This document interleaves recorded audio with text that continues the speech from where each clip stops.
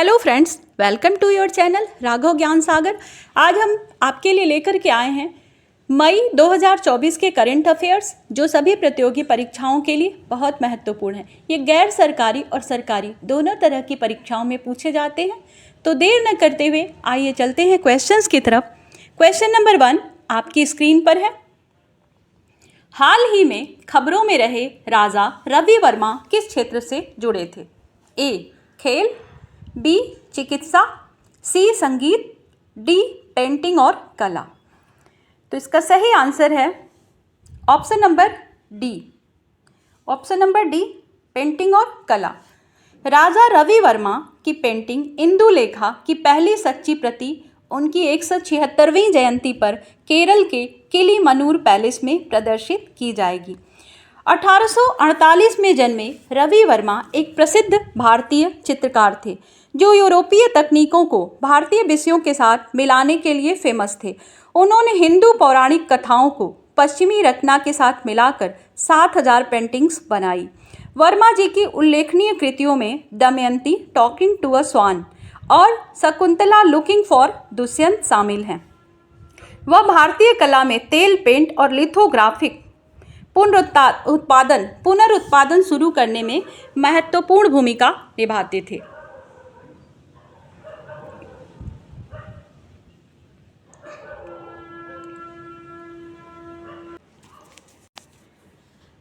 Next question, हाल ही में किस भारतीय को गोल्डमैन पर्यावरण पुरस्कार 2024 के लिए चुना गया है? ये जो गोल्डमैन पर्यावरण पुरस्कार है, इसको आप समझ लीजिए कि एक तरह का नोबेल पुरस्कार, ग्रीन नोबेल पुरस्कार के नाम से भी जाना जाता है। तो आइए देख लेते हैं ऑप्शंस को। ए राजेंद्र सिंह, बी तुलसी गौड़ा, सी आलोक शुक्ला, डी रमेश अग्रवाल। इसका सही आंसर है आलोक शुक्ला। ऑप्शन नंबर सी सही है, आलोक शुक्ला। आलोक शुक्ला जी जो हैं छत्तीसगढ़ के पर्यावरण कार्यकर्ता हैं। आलोक शुक्ला जी ने जमीनी स्तर के प्रयासों के लिए 2024 गोल्डमैन पर्यावरण पुरस्कार जीता है। ग्रीन नोबेल पुरस्कार के रूप में जाना जाता है। यह छत्तीसगढ़ के पारिस्थितिकी तंत्र के लिए महत्वपूर्ण हसदेव अरण्य वन के संरक्षण में उनके काम का सम्मान करता है। कोयला खनन के खतरों का सामना करते हुए शुक्ला जी ने स्थानीय जनप्रतिनिधियों को एकजुट किया और सरकार पर 2022 में 21 कोयला खदानों की नीलामी रद्द करने का दबाव डाला। उनका संगठन हसदेव अरण्य बचाओ संघर्ष समिति इस क्षेत्र में पर्यावरण संरक्षण का समर्थन करता है। Next question,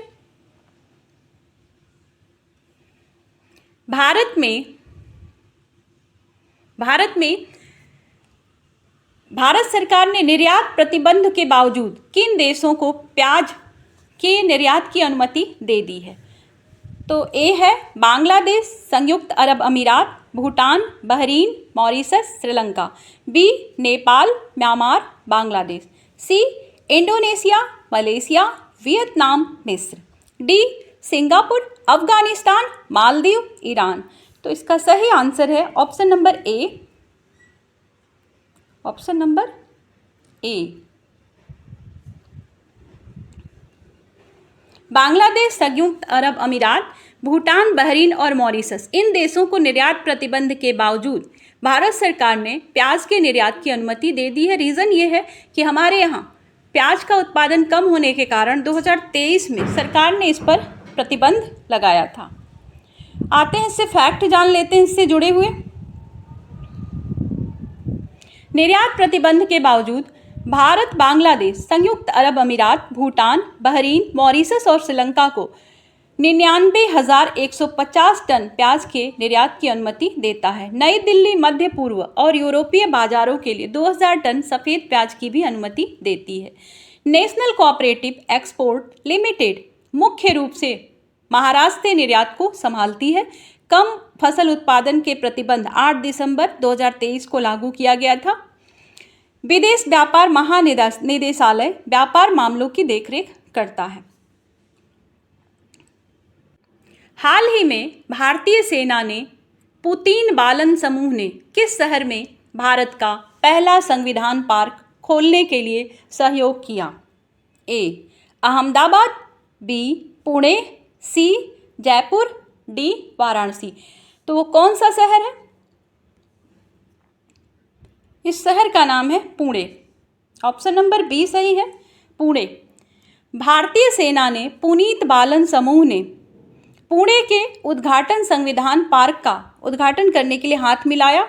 lieutenant general Ajay Kumar Singh ने समारोह का नेतृत्व किया। 2047 तक भारत की प्रगति के लिए नागरिकों के संवैधानिक कर्तव्यों पर जोर दिया।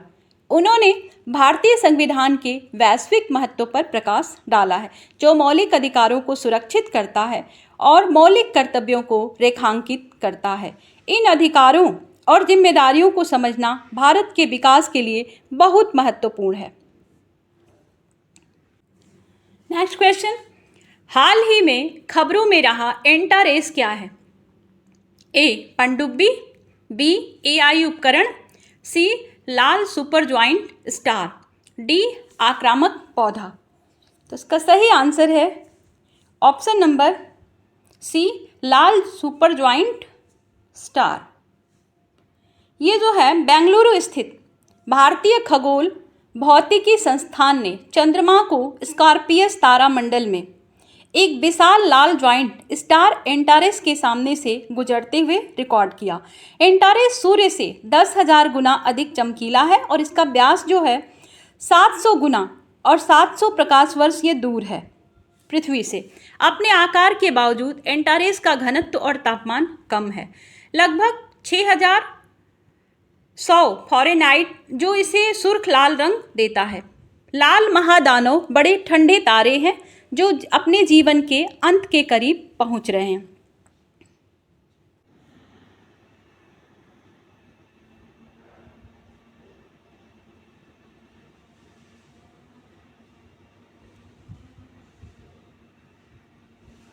नेक्स्ट क्वेश्चन, हाल ही में किस राज्य की सरकार ने भ्रामक विज्ञापन के कारण 14 पतंजलि उत्पादों के विनिर्माण लाइसेंस निलंबित कर दिए हैं?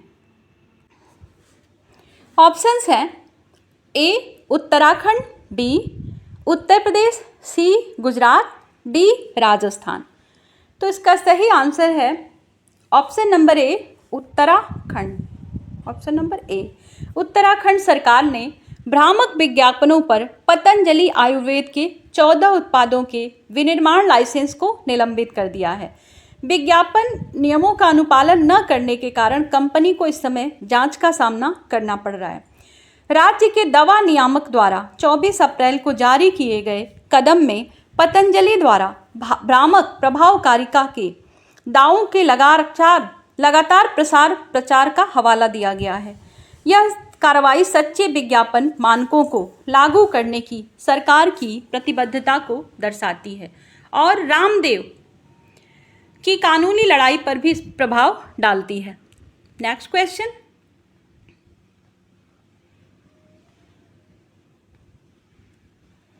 हाल ही में एसजीडी का स्थानीयकरण भारत में स्थानीय प्रशासन में महिलाएं नेतृत्व करें शीर्षक कार्यक्रम कहाँ आयोजित किया गया था? A London, B Paris, C न्यूयॉर्क और डी नई दिल्ली। तो ये जो कार्यक्रम है एसडीजी का स्थानीयकरण, ये C New York, option number C है, न्यूयॉर्क में आयोजित किया गया था। और 3 मई 2024 को संयुक्त राष्ट्र संघ में भारत के स्थायी मिशन और पंचायती राज मंत्रालय ने UNFPA के साथ न्यूयॉर्क में CPD 57 के दौरान SDG का स्थानीयकरण भारत में स्थानीय प्रशासन में महिलाएं नेतृत्व करती हैं की मेजबानी की। सचिव विवेक भारद्वाज के नेतृत्व में सभाधिपति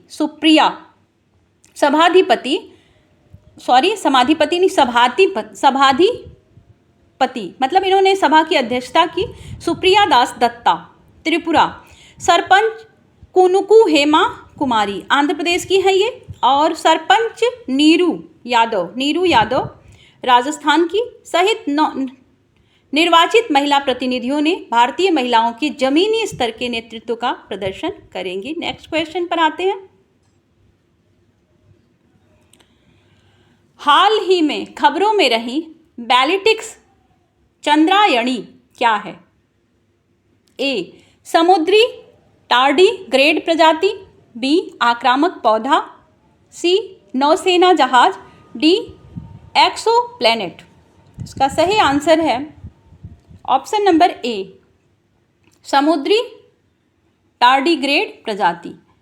ये Cochin university of science and technology CUSAT के शोधकर्ताओं ने तमिलनाडु के दक्षिणी पूर्वी तट पर एक नई समुद्री टार्डीग्रेड प्रजाति बैलिटिक्स चंद्रयानी की खोज की, जिसका नाम चंद्रयान 3 के नाम पर रखा गया है।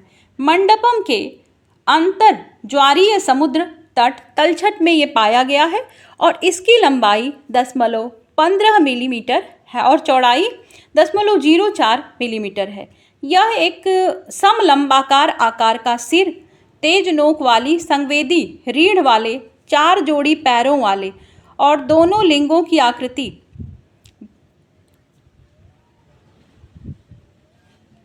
यह जीनस बैलिलिप्स के अंतर्गत 39वीं प्रजाति है और इसे जल भालू भी कहा जाता है। लचीले सूक्ष्म जानवर हैं ये और जिनकी समुद्री प्रजातियां 17% ज्ञात टार्डीग्रेड्स हैं जो सभी महासागरों में पाई जाती हैं। नेक्स्ट क्वेश्चन को देख लेते हैं। हाल ही में जेरेमिया मानेले को किस देश का नया प्रधानमंत्री नियुक्त किया गया है? जेरेमिया मानेले। ए मालदीव, बी सोलोमन द्वीप, सी मॉरिशस और डी सिंगापुर। इसका सही आंसर है ऑप्शन नंबर बी सोलोमन द्वीप। पूर्व विदेश मंत्री जेरेमिया मानेले को गुप्त मतदान में 49 में से 31 वोट हासिल करके सोलोमन द्वीप के नए प्रधानमंत्री के रूप में चुना गया है। उनकी जीत से यह पता चलता है कि चीन के साथ घनिष्ठ संबंध आगे भी जारी रहेंगे। मानेले ने उद्घाटन भाषण में विपक्षी नेता मैथ्यू वाले को हराकर अखंडता और राष्ट्रीय हितों को प्राथमिकता देने का वादा किया, जिन्होंने 18 वोट केवल हासिल किए थे। अगला क्वेश्चन।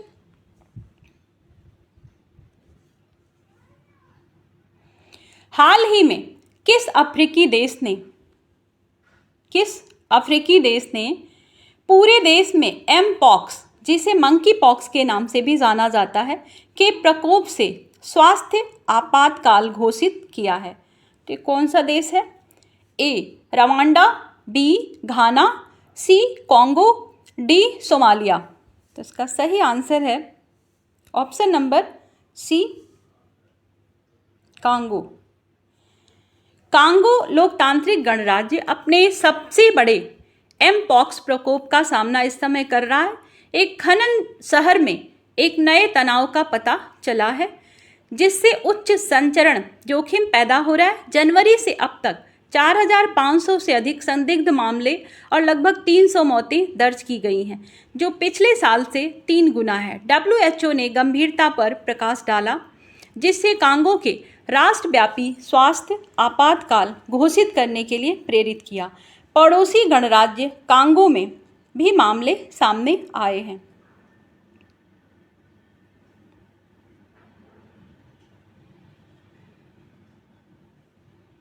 Question number 11। हाल ही में किस संस्था ने एशिया में एजिंग वेल एशियाई विकास नीति रिपोर्ट जारी की?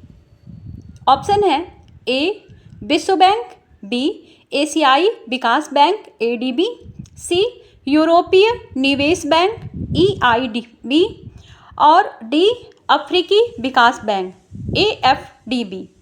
तो इसका सही आंसर है option number B. Option number B एशियाई विकास बैंक। ये जो एशिया में एजिंग वेल एशियाई विकास बैंक की रिपोर्ट वृद्ध व्यक्तियों की भलाई के 4 महत्वपूर्ण पहलुओं पर प्रकाश डालती है: स्वास्थ्य, उत्पादक कार्य, आर्थिक सुरक्षा और सामाजिक जुड़ाव। इससे पता चलता है कि विकासशील एशिया में तेजी से बुढ़ापा आ रहा है। 2050 तक वृद्ध आबादी लगभग दोगुनी होकर 25.2% हो जाएगी। भारत की चुनौतियों में वृद्ध व्यक्तियों के लिए कम स्वास्थ्य बीमा कवरेज 21% शामिल है। निजी आय पर भारी निर्भरता 80% से 90% तक शामिल है और सेवानिवृत्ति के लिए संपत्ति की ज़रूरत है, मतलब रिटायरमेंट के बाद।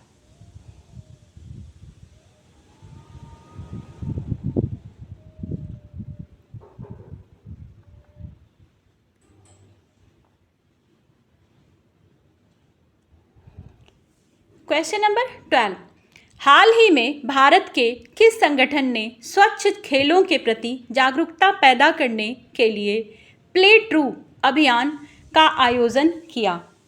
ए, राष्ट्रीय डोपिंग रोधी एजेंसी, बी, राष्ट्रीय खेल महासंघ, सी, युवा मामले और खेल मंत्रालय, डी, राष्ट्रीय खेल संगठन।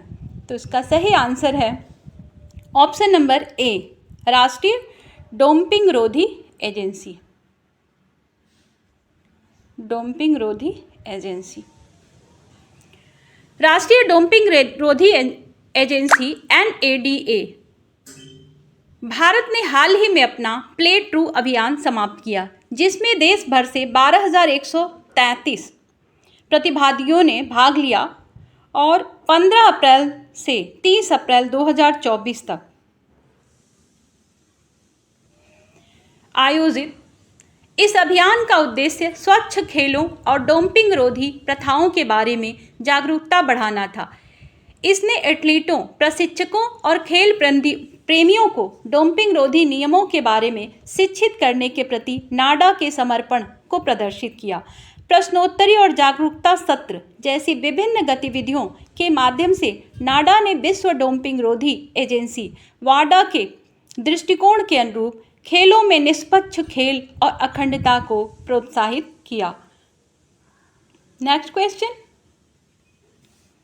हाल ही में 7वीं भारत इंडोनेशिया संयुक्त रक्षा सहयोग समिति की बैठक कहाँ आयोजित की गई? ऑप्शंस हैं ए, दिल्ली, बी, जकार्ता, सी, चेन्नई, डी, हैदराबाद। तो इसका सही आंसर है ऑप्शन नंबर ए, दिल्ली, भारत की राजधानी। भारत और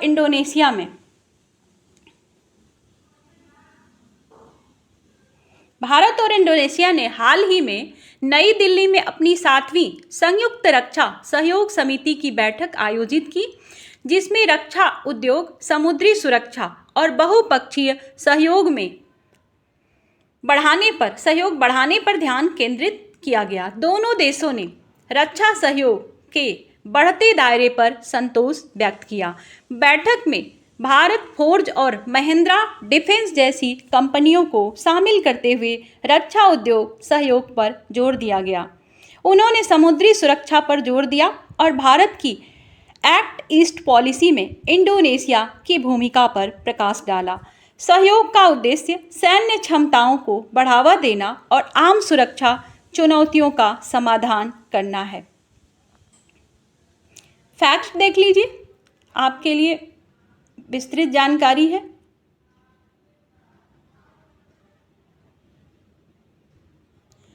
नेक्स्ट क्वेश्चन है, हाल ही में ICC द्वारा प्रतिबंधित क्रिकेट डेवोन थॉमस किस देश से संबंधित हैं?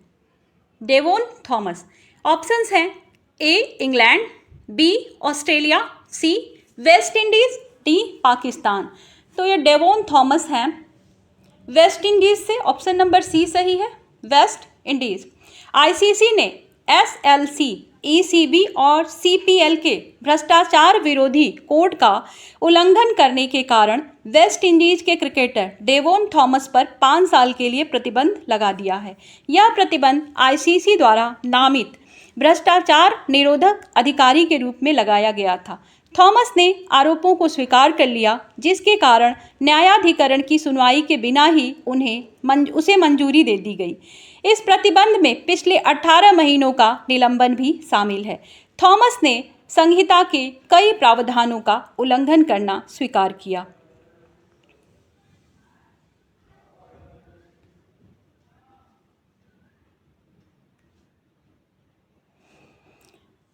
नेक्स्ट क्वेश्चन, हाल ही में वस्तु एवं सेवा कर अपीलीय न्यायाधिकरण जीएसटैट के अध्यक्ष के रूप में किसे नियुक्त किया गया है? A. OP Chaudhary, B. Pankaj Chaudhary, C. Sanjay Kumar Mishra, D. Ajay Bhushan Pandey. इसका सही आंसर है option number C, Sanjay Kumar Mishra. सेवानिवृत्त न्यायाधीश संजय कुमार मिश्रा ने केंद्रीय जीएसटी अधिनियम 2017 के तहत द्वितीय अपीलीय प्राधिकरण जीएसटीएटी के अध्यक्ष के रूप में नियुक्त किया गया। जीएसटीएटी सीजीएसटी अधिनियम 2017 और राज्य जीएसटी अधिनियमों के तहत अपीलीय प्राधिकरण के आदेशों के खिलाफ अपील सुनता है, जिससे विवाद समाधान एकरूपता सुनिश्चित होती है। जीएसटीएटी में नई दिल्ली में एक प्रधान पीठ शामिल है, जिसका नेतृत्व राष्ट्रपति और 2 तकनीकी सदस्य, एक केंद्र से और एक राज्य से, साथ ही कई राज्य पीठ करते हैं।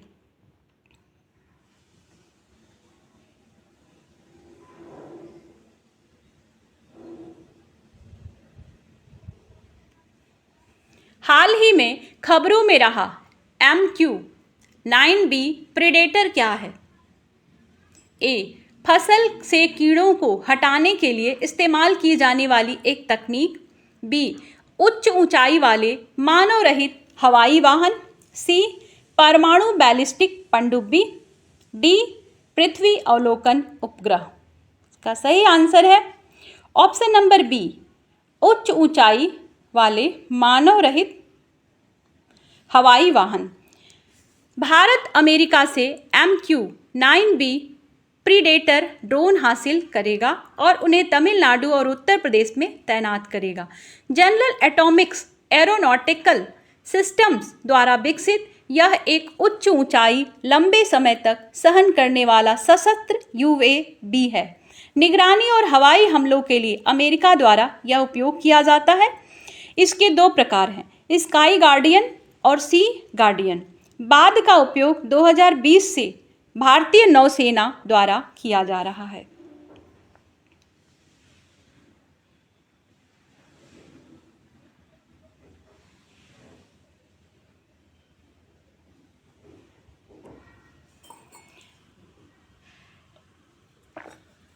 हाल ही में खबरों में रहा FWD 220 क्या है? ए. रासायनिक हथियार, बी. स्वदेशी बम वर्षक मानव रहित विमान, सी. भारतीय नौसैनिक जहाज, डी. एक्सो प्लैनेट। तो इसका सही आंसर है ऑप्शन नंबर बी, स्वदेशी बम वर्षक विमान। बेंगलुरु स्थित एक कंपनी ने भारत का प्रमुख स्वदेशी बम वर्षक UAV FWD 220 पेश किया है। मध्यम ऊंचाई लंबी धीरज क्षमता वाले इस जहाज का अधिकतम टेक ऑफ वजन 498 किलोग्राम है। यह समुद्र तल से 9000 फीट की ऊंचाई तक उड़ान भरता है। यह ऑप्टिकल निगरानी गियर से सुसज्जित है और सटीक हवाई हमलों के लिए मिसाइल जैसे हथियारों के साथ एकीकृत है, जो भारत की रक्षा प्रौद्योगिकी में एक महत्वपूर्ण प्रगति को दर्शाता है।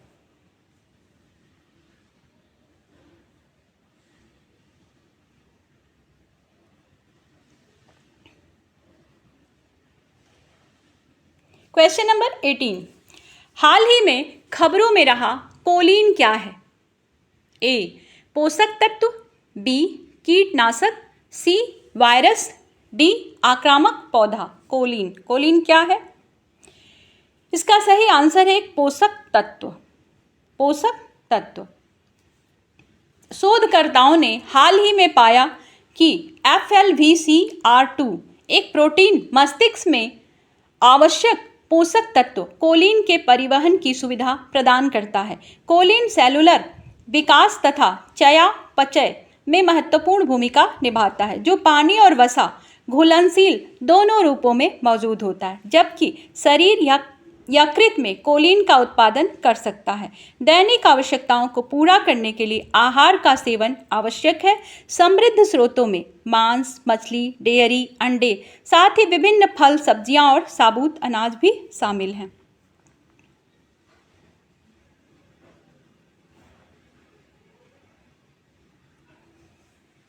नेक्स्ट क्वेश्चन, हाल ही में समाचारों में उल्लिखित कार्बन खेती का प्राथमिक लक्ष्य क्या है? ए, वायुमंडल से कार्बन डाइऑक्साइड को पकड़ने और संग्रहित करने के लिए। बी, कृषि उपज बढ़ाने के लिए। सी, कृषि में पानी की खपत को कम करने के लिए। डी, ग्रीन हाउस गैस उत्सर्जन को बढ़ाने के लिए। तो इसका सही आंसर है ऑप्शन नंबर ए, वायुमंडल से कार्बन डाइऑक्साइड को पकड़ने और संग्रहित करने के लिए, ये रहा। कार्बन खेती या कार्बन पृथक्करण खेती का उद्देश्य मिट्टी या बायोमास वातावरण से कार्बन डाइऑक्साइड को कैप्चर और संग्रहित करके जलवायु परिवर्तन को कम करना है। यह विभिन्न कृषि जलवायु क्षेत्रों में अनुकूलनीय है और मिट्टी के क्षरण, पानी की कमी और जलवायु परिवर्तनशीलता चुनौतियों का समाधान करता है। लंबे समय तक बढ़ते मौसम और पर्याप्त वर्षा वाले क्षेत्रों के लिए सबसे उपयुक्त कार्बन खेती या कार्बन को अलग करने के लिए वनस्पति विकास में सहयोग करती है या उपयोग करती है।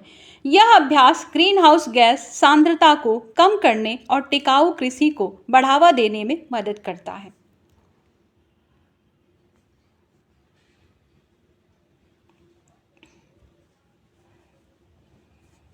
हाल ही में खबरों में रहा पुलित्जर पुरस्कार किस क्षेत्र से संबंधित है?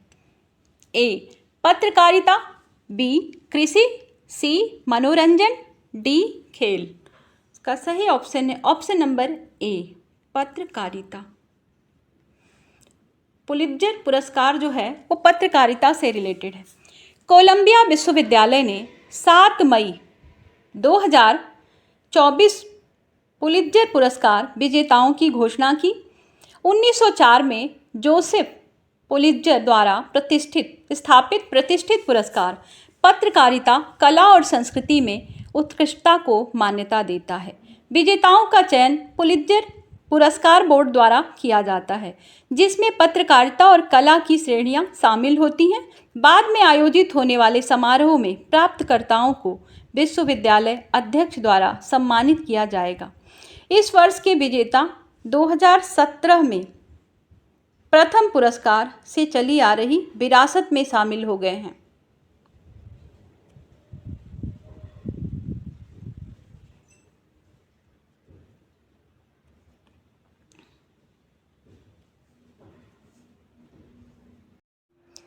Friends, thank you for watching. Video अगर पसंद आया हो तो लाइक, शेयर, सब्सक्राइब जरूर करें, जिससे कि आपको आने वाले पार्ट्स को भी, मई मंथ का एक और पार्ट आने वाला है, वो पार्ट भी आप देख सकें।